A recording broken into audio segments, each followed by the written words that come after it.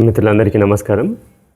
So ఈరోజు ఇప్పటివరకు మనం ఎన్నో మంచి విషయాలు తెలుసుకుంటూ ఉన్నాం మిత్రమా.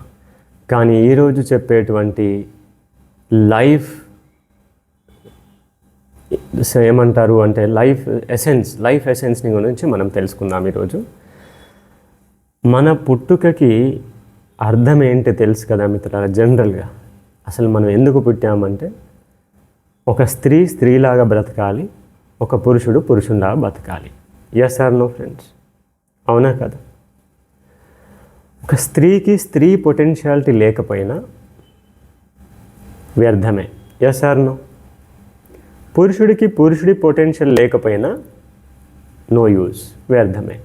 ఎస్ కదా? కాబట్టి మరి ఈ పొటెన్షియల్ ఎనర్జీ ఎక్కడి నుంచి వచ్చింది? అయితే మనకు రెండు ఉన్నాయి మిత్రమా. ఈ రెండు మన చేతుల్లో మాత్రం లేవు. ఒకటేంటి? భగవంతుడు ఇచ్చినటువంటి ఆయుష్ మన చేతిలో ఉందా? లేదు. రెండవది తల్లిదండ్రుల దగ్గర నుంచి వచ్చినటువంటి శక్తి, పేరెంట్స్ దగ్గర నుంచి వచ్చిన శక్తి. ఈ రెండు కలిస్తేనే మన జీవితం మిత్రులారా. ఆయుష్ మరియు శక్తి, lifespan and life essence. ఓకేనా మిత్రులారా? అర్థమైంది కదా? ఇప్పుడు చూడండి, పొటెన్షియాలిటీ అంటే కేవలం పిల్లల్ని కనడమే కాదు, గుర్తుపెట్టుకోండి మిత్రులారా. కానీ ఈరోజు పిల్లల్ని కనడమే చాలా పెద్ద సమస్యగా మారిపోయింది. ఏం మిత్రమా? 25-30 సంవత్సరాలు ఉన్నటువంటి యంగ్ ఏజ్ కపుల్ కూడా డబ్బులు దండిగా వస్తున్నాయి, శాలరీలు, ప్యాకేజ్లు అన్నీ ఉన్నాయి, మంచి ఇల్లు, వసతులు, కార్లు అన్నీ ఉన్నాయి. కానీ ఏది కావాలో అదే లేదు. అర్థమైందా మిత్రులారా? సో ఆ పొటెన్షియల్ ఎనర్జీ అనేది ఈ రోజుల్లో లేదు. ఎందుకు లేదు పొటెన్షియల్ ఎనర్జీ అంటే, ఈ పొటెన్షియల్ ఎనర్జీతో రీప్రొడక్షన్ అనేది ఒక ఫంక్షన్ మిత్రమా. ఎస్, రీప్రొడక్షన్ అనేది ఒక ఫంక్షన్. కానీ రీప్రొడక్షన్ అంటే కేవలం పిల్లల్ని కనడం మాత్రమే అని అనుకోవద్దు మిత్రమా. రీప్రొడక్షన్ అంటే ఏంటి? మన స్కిన్ సెల్ డెడ్ అవుతుంది, మళ్ళీ రీప్రొడక్ట్ అవ్వాలి కదా. బోన్ సెల్ డెడ్ అవుతుంది, రీప్రొడక్ట్ అవ్వాలి కదా. బ్లడ్ సెల్ డెడ్ అవుతుంది, మళ్ళీ రీప్రొడక్ట్ అవ్వాలి కదా. అంటే మన శరీరంలో ప్రతిదీ రీప్రొడక్ట్ అవ్వాలి మళ్ళీ. అవునా కదా? ఈ విధంగా ఎక్కడెక్కడైతే రీప్రొడక్షన్ అవ్వాలో అక్కడక్కడ మనకు కావాల్సిందే పొటెన్షియల్ ఎనర్జీ. అయితే గుర్తుపెట్టుకోండి మిత్రులారా, ఈ పొటెన్షియల్ ఎనర్జీ మనము ఇప్పుడున్నటువంటి ఈ రోజుల్లో చిన్నప్పటి నుంచి, పుట్టిన దగ్గర నుంచి మనం వృధా చేస్తూ వస్తున్నాం మిత్రులారా. అంటే చూడండి, లైఫ్ ఎసెన్స్ మన తల్లిదండ్రుల దగ్గర నుంచి ఒక 100 సంవత్సరాలకు కావలసినటువంటి 100 యూనిట్స్ ఆఫ్ ఎనర్జీని మనం తెచ్చుకున్నామని అనుకుందాం. ఎస్ మై డియర్ ఫ్రెండ్స్, ఆయుష్ అయితే మన చేతిలో లేదు, దాని గురించి మనం తర్వాత మాట్లాడుకుందాం. ఓకేనా? మనం ఎన్ని సంవత్సరాలు బ్రతకాలన్నది దాని గురించి, ఆయుష్ మన చేతుల్లో లేదు. కానీ మన తల్లిదండ్రుల దగ్గర నుంచి తెచ్చుకున్నటువంటి ఎనర్జీ మనలో ఉంది. దాన్ని ఎలా వాడుకోవాలి, ఎంత వాడుకోవాలన్నది మనకు తెలుసు, కానీ మనం మర్చిపోయాం. అయితే ఇప్పుడు ఉదాహరణకి 100 సంవత్సరాలు బతకడానికి కావాల్సినటువంటి శక్తిని మనం ఒక 100 యూనిట్లు అనుకున్నాం. కానీ మన శాస్త్రాలు ఏం చెబుతున్నాయంటే మిత్రమా, మన ఎనర్జీ ఎక్కడ వేస్ట్ అవుతుందంటే చూడండి, సర్వేంద్రియానాం నయనం ప్రధానం అని చెప్పారు. ఈ మాట గుర్తుంది కదా? అంటే సర్వేంద్రియానాం నయనం ప్రధానం అంటే మరి సర్వేంద్రియానాం జఠరం ప్రధానం, సర్వేంద్రియానాం హృదయం ప్రధానం కదా, సర్వేంద్రియానాం కిడ్నీ ప్రధానం అని ముఖ్యమని ఎక్కడ చెప్పలేదు. అంటే కేవలం కంటితోటి దాదాపు 80% శక్తి వృధా అవుతుంది మిత్రమా. 80% శక్తి కంటి ద్వారా వృధా అవుతుంది. మరి ఈరోజు మనము కానీ మన పిల్లలు కానీ పుట్టిన దగ్గర నుంచి ఫోన్ చూసి చూసి చూసి చూసి అదే పని కదా మిత్రమా. కంటిన్యూస్ అయితే ల్యాప్టాప్, అయితే ఐప్యాడ్, అయితే ట్యాబ్, అయితే ఫోన్, స్మార్ట్ ఫోన్, ఇలా చూసి చూసి చిన్నప్పటి నుంచే చిన్న పిల్లలకి కూడా పెద్ద పెద్ద అద్దాలు వస్తున్నాయి. Yes my dear friends. So గుర్తుపెట్టుకోండి, అందుకే మరి చిన్న పిల్లలకి థైరాయిడ్ ప్రాబ్లమ్స్ రావట్లేదా? 6 years పిల్లలకండి డయాబెటీస్ ఉంది, థైరాయిడ్ ఉంది, ఎన్నో ప్రాబ్లమ్స్ ఉన్నాయి. అంటే ఇంత చిన్నప్పటి నుంచే లైఫ్ ఎసెన్స్, నేనేం చెప్తున్నాను, లైఫ్ ఎసెన్స్ చెప్తున్నాను. ఈ లైఫ్ ఎసెన్స్ని మనం ఇంత చిన్నప్పటి నుంచే ఖర్చు చేపిస్తూ ఉంటే పొటెన్షియాలిటీ ఎక్కడ మిగిలి ఉంటుంది చెప్పండి మిత్రమా? అవునా కాదా? అంటే ఆరోగ్యంగా బతకడానికే శక్తి లేదు, ఇంకా పిల్లల్ని కనే శక్తి ఎక్కడ ఉంటుంది మిత్రమా? అంటే నేను ఈ టాపిక్ ఎందుకు చెప్తున్నానంటే దీనికి సంబంధించి మనకు కావాల్సింది రిపేర్ కావాలంటే, డయాబెటీస్ తగ్గాలన్నా, బీపీ తగ్గాలన్నా, బ్యాక్ పెయిన్ తగ్గాలన్నా, నీ పెయిన్ తగ్గాలన్నా మనకేం కావాలి? ఎనర్జీ కావాలా? మరి ఆ ఎనర్జీని ఉన్నప్పుడు సేవ్ చేసుకోవాలా, మొత్తం ఖర్చు పెట్టిన తర్వాత ప్రాకులాడాలా? చెప్పండి మిత్రమా. మన దగ్గర ఒక 5 లక్షల రూపాయలు ఉన్నాయి. ఇప్పుడు మనకు సర్జరీ కావాలి. సర్జరీకి ఎంత డబ్బులు కావాలి? ఒక 5 లక్షలు అడుగుతున్నారు. ఇప్పుడు సర్జరీకి 5 లక్షలు అవసరం ఉంది. మరి మనము ఈ 5 లక్షల్ని దుబారాగా హోటల్కి వెళ్ళో, లేకపోతే ఇంకెక్కడికి వెళ్ళో, లేదంటే రెస్టారెంట్కో, లేకపోతే ఇంకేదో ఎంటర్టైన్మెంట్కో అలా ఖర్చు చేస్తామా మిత్రమా? ఇప్పుడు చెప్పండి. ఒకసారి ఆలోచించండి. ఒకవైపు మనం ఒక 5 లక్షల రూపాయలు చాలా చాలా ఎమర్జెన్సీ ఖర్చు ఉన్న తర్వాత దాన్ని దుబారాగా ఖర్చు పెడతామా?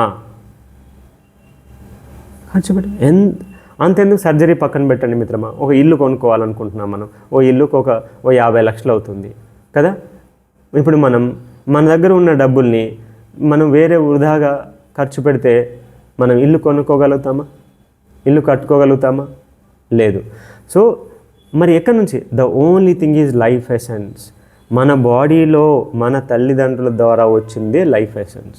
ఈ లైఫ్ ఎసెన్స్ ఎవరిలో అయితే ఎంత బాగుంటుందో వారు వాళ్ళ జీవితంలో అంత హెల్తీగా, హ్యాపీగా ఉంటారు ఫ్రెండ్స్. దీన్ని పెంచుకోలేమా? No chance my dear friends. పెంచుకునే అవకాశమే లేదు. ఏ విధంగా అయితే భగవంతుడి దగ్గర నుంచి తెచ్చుకున్న ఆయుష్ పెంచుకోలేమో, తల్లిదండ్రుల దగ్గర నుంచి తెచ్చుకున్న ఆయుష్ పెంచలేము. మరి ఇప్పుడు తింటున్నాం కదా సార్, వస్తుంది కదా, అది ఒళ్ళు మిత్రమా, శక్తి కాదు. అవునా? అయితే ఖర్చు అవుతుంది, ఎనర్జీ ఖర్చు అవుతుంది, కానీ సంపాదించట్లేదు మిత్రమా మనం. అందుకే వయసు మళ్ళీపోతూ ఉంటుంది, వయసు పెరిగిపోతుంది, శక్తి తగ్గుతుంది, జ్ఞాపక శక్తి తగ్గుతుంది. ముఖ్యంగా ఈ విషయాన్ని మీరు మీ పిల్లలతో పంచుకోండి మిత్రమా. మనం కనుక మన ఎనర్జీని సేవ్ చేయకపోతే, అవసరానికి వినియోగించుకోకుండా అనవసరమైనటువంటి వాటికి వినియోగిస్తే బాడీ కూడా మెల్లమెల్లగా వయసుతో సంబంధం లేకుండా డిటీరియేట్ అవుతుంది, బలహీనమవుతుంది. అందుకే ఈరోజు పిల్లలకి కోపము, చిరాకు, ఇరిటేషన్, స్ట్రెస్, డిప్రెషన్, యాంగ్జైటీ, అరే ఎన్ని ప్రాబ్లమ్స్ ఉన్నాయి మిత్రమా. పిల్లలు ఎలా ఉండాలి? లేగ దూడల్లాగా, జింక పిల్లల్లాగా ఎనర్జెటిక్గా ఉండాలి. మరి ఇప్పుడు అలా ఉన్నారా ఎవరైనా? లేజీగా, సోంబేరిగా కదా, బద్ధకంగా తయారవుతున్నారు. మాటికి ఫోన్లు చూస్తూ. ఎక్కడ పోయినా, నేను ఎక్కడ ఫంక్షన్లకు వెళ్ళినా, ఎక్కడ ట్రావెలింగ్, ట్రైన్లో ఎక్కడ వెళ్ళినా సరే చక్కగా పేరెంట్స్కి ఒక ఫోను, పిల్లలకు ఒక ఫోను, ఎవరి ఫోన్లు వాళ్ళు చూసుకుంటున్నారు. తింటూ ఫోను, పడుకుంటూ ఫోను, పనిలో ఫోను, ట్రావెలింగ్లో ఫోను. ఏమవుతుంది మిత్రమా? ఒక్కసారి గమనించండి. లైఫ్ ఎసెన్స్, పొటెన్షియల్ ఎనర్జీని దుబారాగా ఖర్చు పెడుతున్నాము. ఎంత దారుణంగా అంటే లైఫ్ మళ్ళీ అడుక్కు తినేలాగా తయారవుతున్నాం మిత్రమా మనం. అర్థమైందా? సాక్షాత్తు అడుక్కు తింటున్నాం. అయ్యా నా సమస్య ఎవరైనా తగ్గిస్తారా ప్లీజ్, నా సమస్య ఎక్కడ తగ్గుతుంది, నా సమస్య ఎక్కడ పరిష్కారం అవుతుంది, అడుక్కుంటున్నామా లేదా మిత్రమా?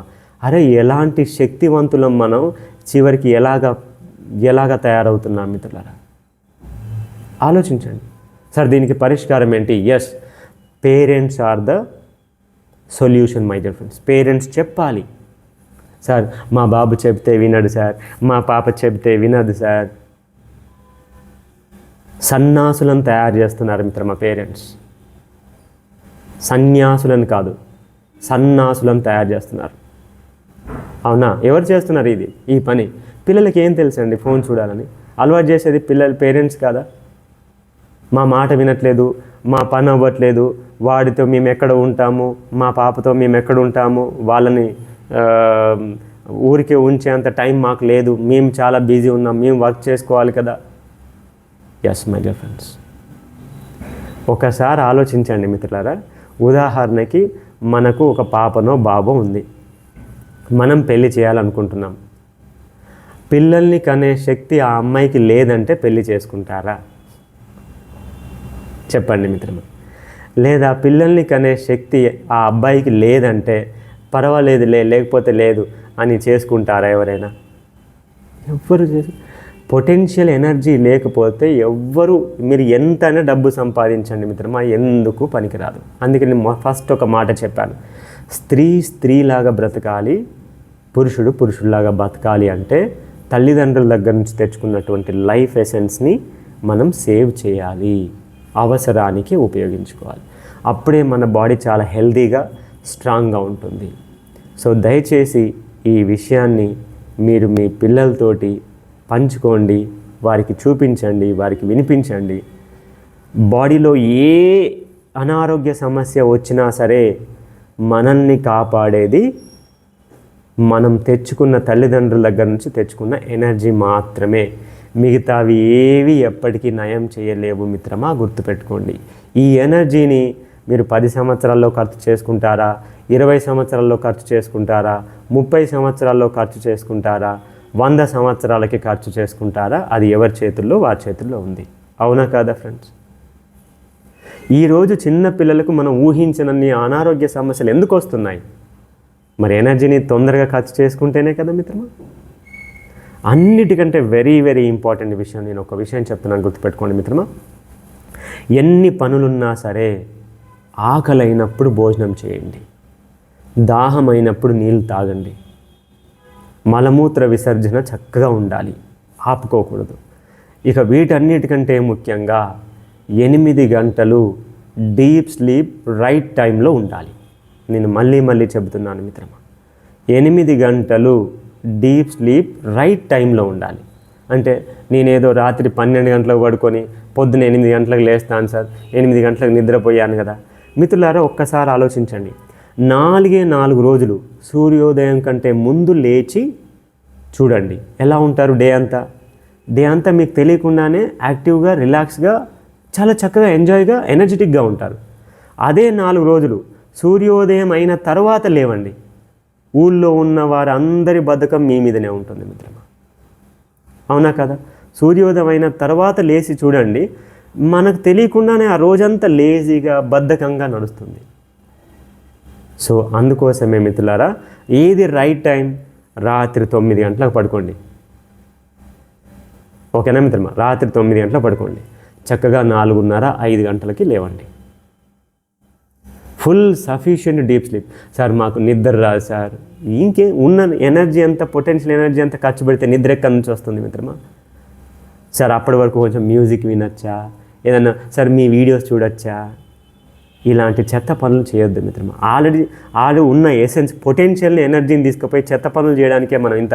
అంటే చూడండి మిత్రమా, ఫోన్ స్విచ్ ఆఫ్ చేసి, లైట్ ఆఫ్ చేసి, చీకటిలో చక్కగా హాయిగా పడుకొని, ఇలాగ ఒక చిన్ముద్రనో, ఒక ప్రాణముద్రనో, ఏదో ఒకటి చిన్ముద్ర పెట్టుకొని శ్వాస దీర్ఘంగా తీసుకుంటూ భ్రామరి చేస్తూ, సింపుల్గా భ్రామరి,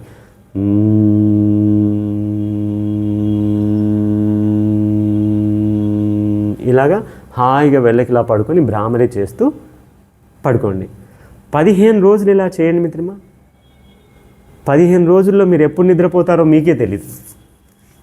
సార్ మా ఆయనకు ఫోన్ వస్తుంది సార్, నాకు ఫోన్ వస్తుంది. నేను అదే ముందే చెప్పాను, ఫోన్లు స్విచ్ ఆఫ్ చేయండి. కొంపలు అంటుకునే సమస్యలు ఏం లేవు మిత్రమా, అన్ని పెంట సమస్యలే తప్ప కొంపలు అంటుకునే సమస్యలు ఒక్కటి లేవు మిత్రమా.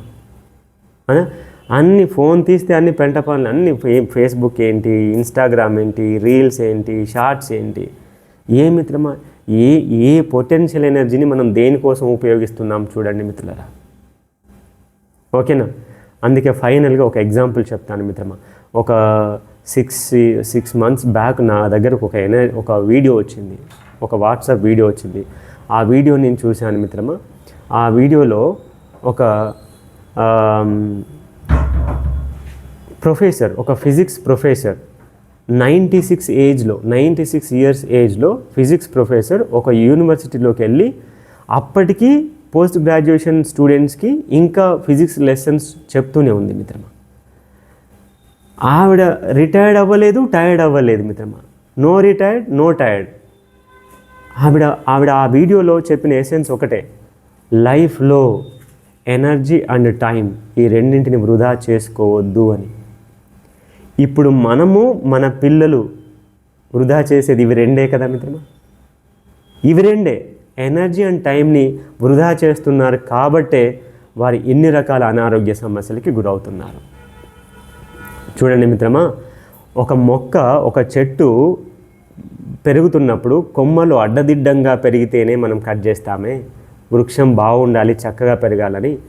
మరి మన పిల్లలకు వచ్చేటువంటి అనాలోచితమైనటువంటి ఆలోచనలను, అలాగే అక్రమ అలవాట్లని మనం కట్ చేయకపోతే రేపొద్దున చాలా పెద్ద సమస్యలుగా మారుతాయి మిత్రమా. సో ఎందుకంటే వాళ్ళకి ఎక్స్ప్లెయిన్ చేయాలి, ఒరే నాన్న ఎనర్జీ ఇది, మన లైఫ్ పొటెన్షియల్ ఇది, ఈ పొటెన్షియల్ ఎనర్జీని మనం ఎప్పుడు వృధా చేసుకోవద్దు. ఒకవేళ వృధా చేసుకుంటే లైఫ్లో ఎవరైనా ఇస్తారా మిత్రం? ఒకసారి చెప్పండి. ఇప్పుడు మీరు మీ పిల్లలకు డబ్బులు కావాలంటే ఇస్తారు. అమ్మ నాన్న నాకు ఒక 5 లక్షల డబ్బులు అవసరం ఉందంటే ఎట్లో గట్ల మనం అడ్జస్ట్ చేసి అప్పు చేసైనా సరే మనం పిల్లలకి అవసరమైతే అడ్జస్ట్ చేస్తాం, 5 lakhs అడ్జస్ట్ చేస్తాం. Yes sir no friends? ఇప్పుడు చెప్పండి, అదే మీ పిల్లలకి అమ్మ నాన్న నాకు ఒక 5 యూనిట్స్ ఆఫ్ ఎనర్జీ కావాలి, మీ ఎనర్జీ కావాలి నాకు పంపించండి అంటే పంపిస్తారా మిత్రమా? Only one time. లైఫ్లో lifespan and life essence, భగవంతుని నుంచి ఆయుష్ తీసుకునేది ఒకేసారి, తల్లిదండ్రుల నుంచి శక్తి తీసుకునేది ఒకేసారి. వాటిని ఉన్నప్పుడే జాగ్రత్తగా కాపాడుకోవాలి. ఖర్చు పెట్టిన తర్వాత ఇవ్వమంటే అమ్మ ఇవ్వదు, నాన్న ఇవ్వరు, ఎవ్వరు ఇవ్వరు మిత్రమా. ఉన్నప్పుడు కాపాడుకోవడం నేర్చుకోవాలి. థ్యాంక్ యూ మిత్రమా. నమస్తే.